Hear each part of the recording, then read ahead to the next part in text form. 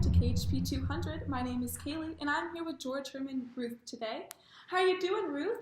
I'm doing great. How are you? I'm doing well. Thank you for taking the time to interview with us. Oh, of course. I wouldn't do it for everyone, though. Well, we really appreciate it here. So let's get started. Let's tell us about your childhood. Okay, let's see. I grew up right there in Baltimore. I actually went and got my little educated life started at St. Mary's Industrial School, and then that's kind of where I went. So tell us about St. Mary's Industrial School. Do you feel like it impacted you, and if so, how? I would say I changed when I went to St. Mary's for the good. The fact that I grew up on the streets in Baltimore and the meaning of going in and out just of trouble was just something I had to get away from, and that did happen to me when I went to St. Mary's. I actually was able to become body big due to St. Mary's, so it's really important to me. So how did you become involved in sports? I had to overcome some obstacles of the legitimate discipline because I had to end up being involved with something. So I actually got involved with the sport of baseball, and thanks to St. Mary's. So what led you to becoming a pitcher, though? I would say as soon as I got there and I found my sport, just started playing around with it all, I just felt like this strained relationship with the pitcher's mound. It was as if I was born to be out there. It was a natural thing for me. So I was just striking out people in the games left and right. So do you remember the stadium in which you made your first professional home run?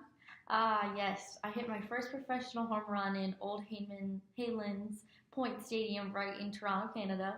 The game was actually against Toronto Maple Leafs. I also pitched a shutout that game. I think we beat the Maple Leafs like 9-0 that game. What a game that was for my team and, oh my gosh, myself. It was memorable. Awesome.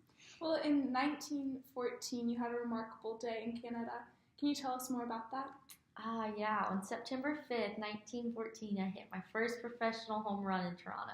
When I was with my international team, the Providence Grays, that's when I hit my first professional. And the ball, actually, to this day, still has yet to be found in the lake that I hit it into. It landed right off of Haylands Point right there. Oh, that's funny.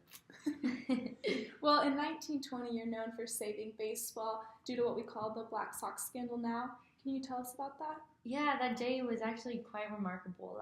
I remember it. I hit 54 home runs that day. Finally, I think.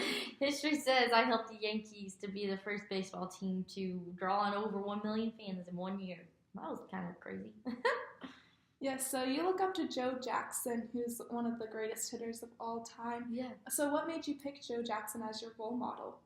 I copied Jackson's style because I just thought he was the greatest hitter I've ever seen. He was the greatest natural hitter I ever saw. He was the guy that I wanted to make sure that I was a hitter like.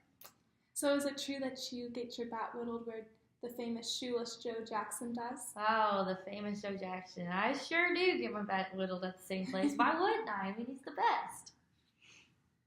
So in 1926 World Series, you made a promise to a 12-year-old Johnny.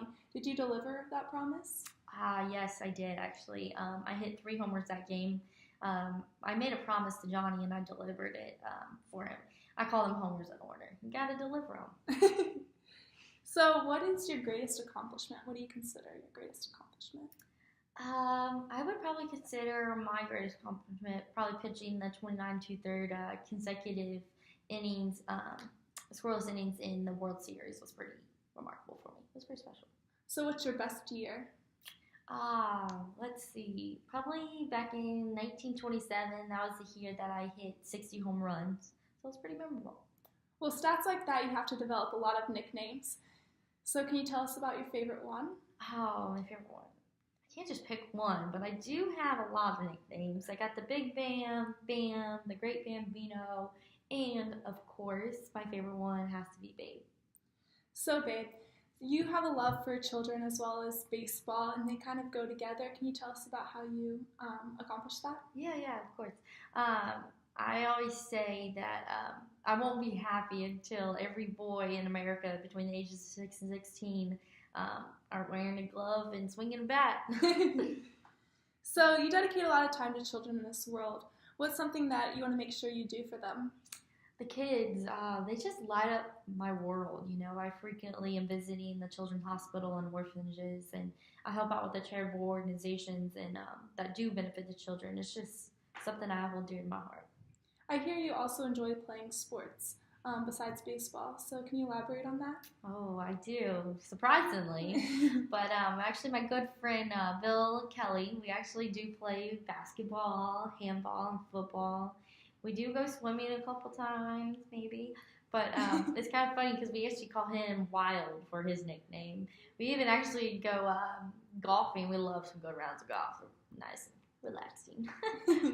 So tell me, what do you think about the new Yankee Stadium? Oh, the new Yankee Stadium. I would say, in my opinion, that as long as they keep that short portion right field, I feel pretty good about it, I'd say. So tell me, if you're playing today, do you think the $35.8 million would be enough? Well, first, I gotta ask you a question. How much does the president make these days? Somebody said if I played baseball today, especially with the shorter power allies, that I could belt 100 homers a day. That ought to be something around those numbers. I'd probably say, what do you think? I think you could do it. Okay. Well, thank you, babe. Yeah, of course.